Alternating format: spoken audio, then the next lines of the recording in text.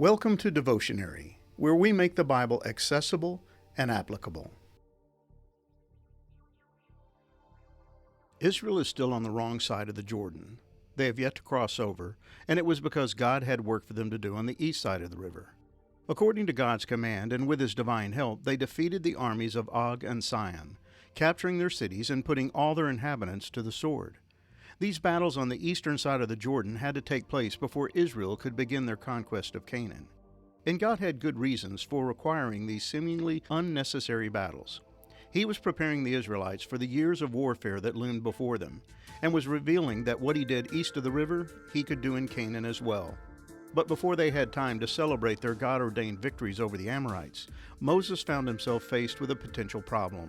The tribes of Gad and Reuben approached him with a request to settle in the recently liberated lands located outside the land of promise. They saw an opportunity to settle in an area with prime pasture lands, perfect for their many flocks. But Moses saw a rebellious people refusing to do what God had commanded, and he had been down that road before.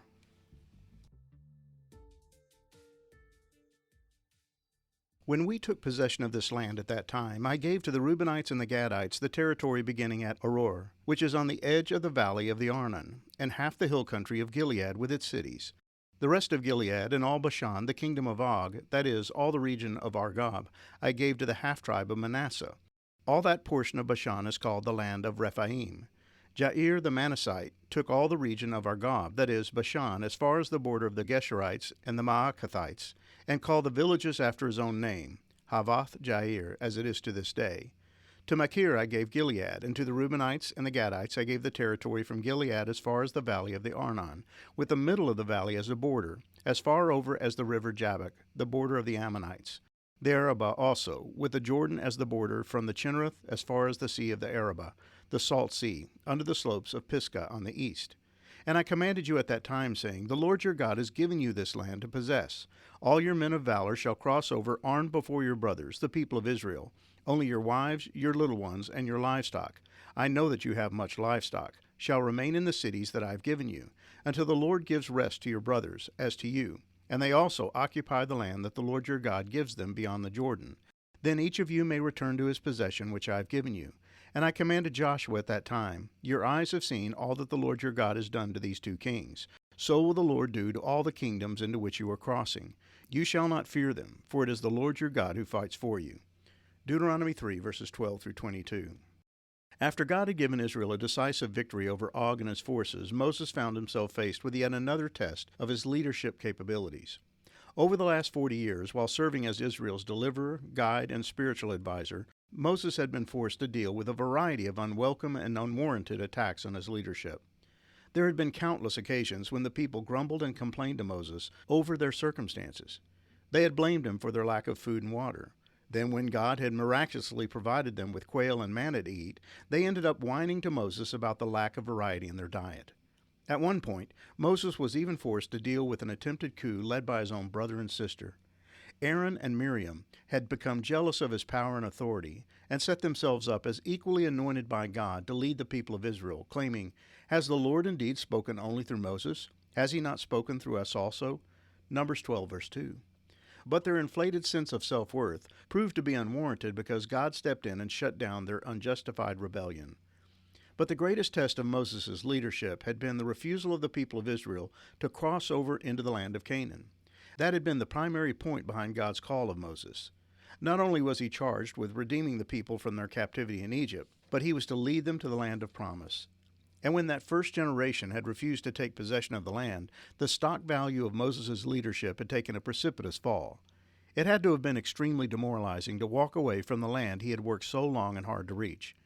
His confidence had to have taken a tremendous blow as he watched the people turn their backs on the very land God had promised to give them. And while he had been successful at getting the people to the land, he had failed at getting them to take possession of it. All of this background is important if we're going to understand the significance of the scene presented in Deuteronomy chapter 3, verses 12 through 22.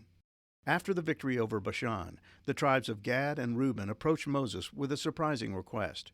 Now the people of Reuben and the people of Gad had a very great number of livestock, and they saw the land of Jazer and the land of Gilead, and behold, the place was a place for livestock.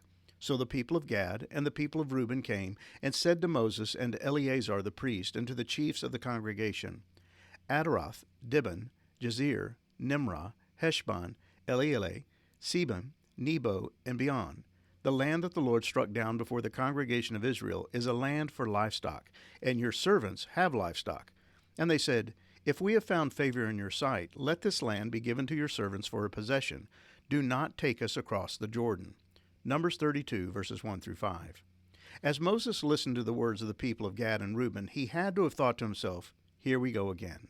Right when they were poised to take possession of the land, he found himself facing yet another rebellion against his leadership, and his shock is evident in his response. But Moses said to the people of Gad and to the people of Reuben, Shall your brothers go to the war while you sit here?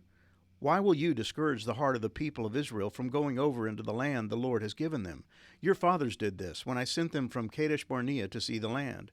For when they went to the valley of Eshcol and saw the land, they discouraged the heart of the people of Israel from going into the land that the Lord had given them. And the Lord's anger was kindled on that day, and he swore, saying, Surely none of the men who came up out of Egypt, from 20 years old and upward, shall see the land that I swore to give to Abraham, to Isaac, and to Jacob, because they have not wholly followed me. Numbers 32, verses 6 through 11. As far as Moses was concerned, this was a case of deja vu. He had been here before, and he didn't like what he was hearing or seeing. Their request reeked of mutiny. To Moses, it sounded like these two tribes were balking at the idea of entering the land and had chosen instead to settle on the eastern side of the Jordan. And Moses told the Gadites and Reubenites just what he thought of them. You have risen in your father's place, a brood of sinful men, to increase still more the fierce anger of the Lord against Israel. For if you turn away from following him, he will again abandon them in the wilderness, and you will destroy all this people. Numbers 32, verse 14. He saw the handwriting on the wall. He knew exactly what would happen if these two tribes decided to renege on their commitment to take possession of the land. It would be an unmitigated disaster, and Moses was unwilling to witness yet another debacle on his watch. He knew these two tribes were going to be essential to any success Israel would have in conquering the land. According to the census recorded in Numbers 26, the tribe of Gad consisted of 40,500 fighting men, and the tribe of Reuben could field 43,730. Those are not insignificant numbers. And while Moses knew that God was going to go before Israel and fight on their behalf, he also knew that every single man was going to be needed in their conquest of the land. But more than anything, he knew that God would not tolerate another refusal on the part of the people to take possession of the land. But a compromise was reached. In exchange for the right to possess the land east of the Jordan, the members of the two tribes agreed to keep their commitment to fight alongside their brothers until all of Canaan was completely conquered. They would not abandon their solidarity with the other 10 tribes until each had received its allotted portion within the land of promise. Moses agreed to allow the two tribes to occupy the land east of the Jordan as long as they kept their word to fight alongside their brothers, until the Lord gives rest to your brothers, as to you, and they also occupy the land that the Lord your God gives them beyond the Jordan. Then each of you may return to his possession, which I have given you. Deuteronomy 3, verse 20.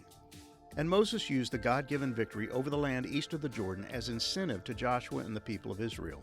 It was a sign of what was to come. What God did east of the Jordan, he would do again when they crossed over into the land of Canaan. Your eyes have seen all that the Lord your God has done to these two kings. So will the Lord do to all the kingdoms into which you are crossing. You shall not fear them, for it is the Lord your God who fights for you. Deuteronomy 3, verses 20 through 21. In a display of godly leadership, Moses attempted to focus the attention of the people where it needed to be, on God. He didn't want the Gadites and Reubenites fixating on the land east of the Jordan. He didn't want the rest of the tribes to grow jealous and take their eyes off the prize that God had promised to give them. What God had done to Og and Sihon was just a glimpse of what God would do on behalf of the Israelites. The rich land east of the Jordan was just an appetizer, meant to whet the appetites of the other 10 tribes and encourage them to step out in faith.